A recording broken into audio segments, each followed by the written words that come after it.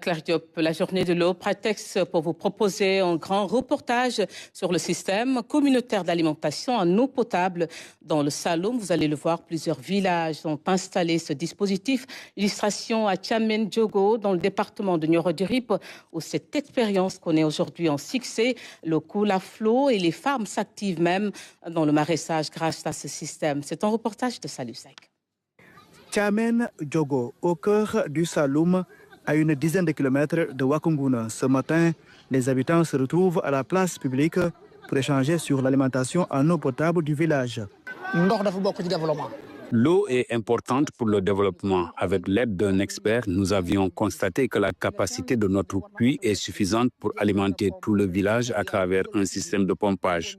C'est ainsi que nous avions mobilisé le village pour l'achat du matériel nécessaire. La pompe, le réservoir et tout le dispositif nécessaire nous ont coûté 5 879 750. Une somme mobilisée entièrement par les populations. Un engagement communautaire qui a réglé définitivement la question de l'accès à l'eau potable. Dans sa maison, cette dame dispose désormais de l'eau en continu. Une situation naguère impossible. Nous avions vraiment des difficultés pour disposer de l'eau. Il fallait se réveiller entre 2h et 4h du matin pour avoir de l'eau. Mais aujourd'hui, c'est un mauvais souvenir grâce à ce système. D'autres villageois viennent même avec leurs troupeaux pour avoir de l'eau. Aujourd'hui, l'eau coule à flot à Thiamène Diogo. Grâce à ce système, toutes les concessions ont été branchées au réseau local. Actuellement, nous avons actuellement effectué 75 branchements sociaux au niveau des maisons. Nous avons aussi fait gratuitement des branchements au niveau des 2 écoles et de la mosquée. Pour la gestion du dispositif, une équipe est mobilisée. Des jeunes font le tour des maisons pour collecter les contributions mensuelles.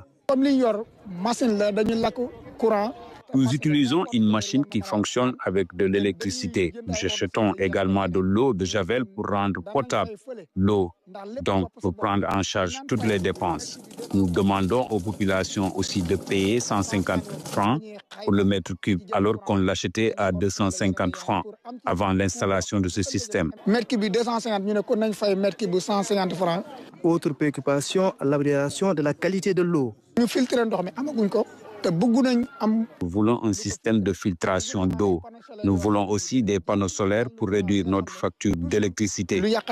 Des dispositions qui devront permettre à ces femmes de tirer meilleur profit de ce périmètre maraîcher.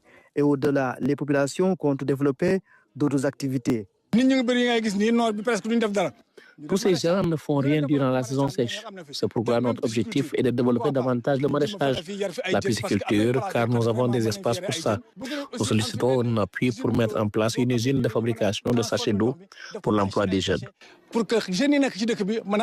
Ce système de mini-forage contribue ainsi à faciliter la vie des communautés. Dans cette partie du Saloum, beaucoup de villages l'ont déjà installé pour résoudre l'équation de l'accès à l'eau.